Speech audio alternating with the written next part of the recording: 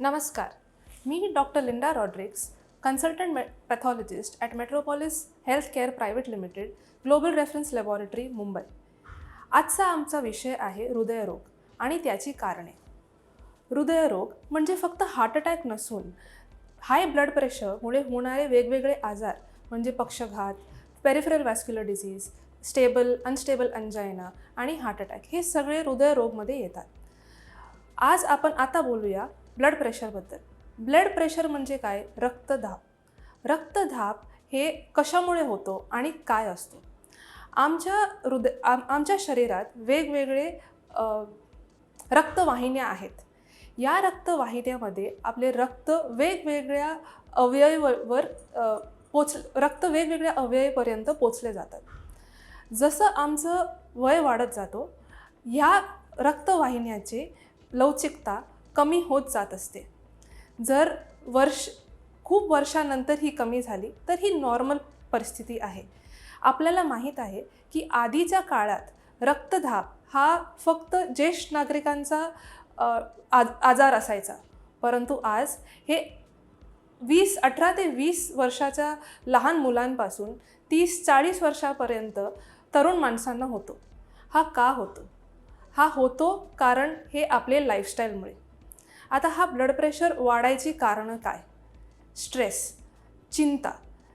हिंदीमध्ये एक खूप चांगलं म्हणणं आहे, चिता ये मुर्दों को जलाती है, चिंता ये जिंदा आदमी को जलाती है.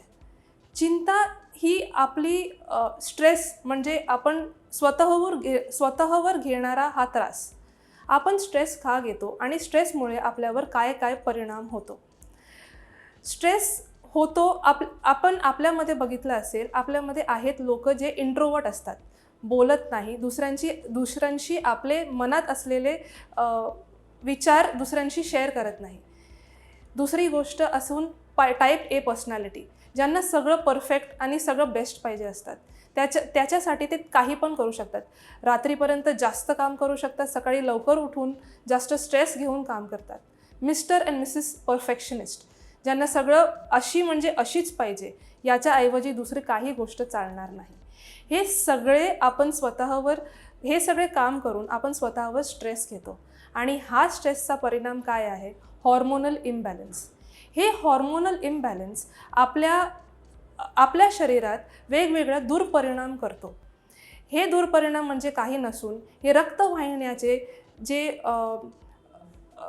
कॅपॅसिटी आहे त्याला कमी करतो. वॅसोकन्स्ट्रिक्शन म्हणतात. ही रक्तवाहिन्याची कॅपॅसिटी कमी झाली की प्रेशर, जो धाप असतो ब्लडचा त्याच्यामध्ये, त्याची धाप वाढते आणि आपल्याला रक्तदाब होतो. Primary cause of blood pressure being stress. Secondary most common cause जे आपण सांगू शकतो ते आहे आपलं डाएट. आजकाल आम्ही बघतो की जंक फूड हे आपल्या डाएटमध्ये खूप कॉमनली इन्कॉर्पोरेट केला जातो. हे आपल्या जाणून न जाणून सुद्धा आपण हे आपल्या डाएटमध्ये इन्कॉर्पोरेट करतो. आता हे काय? तळलेली वस्तू, भजी, वडापाव, फ्राईज, बर्गर्स, हे सगळे काय? कोलेस्ट्रॉल. आम्ही इनडायरेक्टली कोलेस्ट्रॉल पितो. हे कोलेस्ट्रॉल आपल्या ब्लड वेसल्स किंवा रक्तवाहिन्यामध्ये डिपॉझिट होतो आणि त्याची आरुंदी कमी होत चालली असते. जसं त्याची आरुंदी कमी होते आणि त्याच्यावर धाप वाढतो, blood pressure is the end product is increased blood pressure. Pressure वाढला की हे बारीक बारीक आपले जे रक्तवाहिन्या आहेत ते फुटू शकतात, कॉझिंग हिमरेज, किंवा ते कम्प्लिटली ब्लॉक होऊ शकतात. त्याच्यात आता रक्त जायला अजिबात जागा नसेल आणि फायनली यू माईट गेट, जर हे रक्त आपल्या हृदयाला नाही पोचला तर हार्ट अटॅक येऊ शकतो. जर मेंदूला नाही पोचला तर पॅरालिसिस किंवा पक्षघात होऊ शकतो. किडनीला नाही पोचला, अक्यूट किडनी इंजुरी किंवा किडनी फेल्युअर होऊ शकतो. तर most common modifiable cause of blood pressure is stress and diet. तिसरी गोष्ट, आपण व्यायाम अजिबात करत नाही. व्यायाम खूप इम्पॉर्टंट गोष्ट आहे. आधीच्या काळात आपण रोज सकाळी उठून नाश्ता लवकर करून बाहेर जायचो, खेती करायचो, परिश्रम करायचो. आता जी आपली जीवनशैली आहे ती बैठक जीवनशैली आहे. कम्प्युटरवर बसून किंवा फ्लॅट स्क्रीनवर बसून सगळे कामं करायची, अजिबात हलायचं नाही, अजिबात हातपाय चालायचे नाही.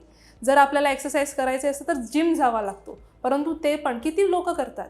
जर आपली मूव्हमेंट नसणार तर ही जे कोलेस्ट्रॉल आपण इंजेस्ट करतो त्याचं डायजेशन नाही होणार तर ते सगळं डिपॉझिट होणार तुमच्या रक्तवाहिन्यात आणि BP वाढणार. मोस्ट कॉमन आहेत 3 most common causes of blood pressure जे आपण कमी करू शकतो. Stress, diet and sedentary lifestyle. आपण हे तिन्ही चेंज केले तर ब्लड प्रेशर कमी होऊ शकतो. ब्लड प्रेशर कमी झाला तर हृदयरोग कमी होऊ शकतो. थँक्यू.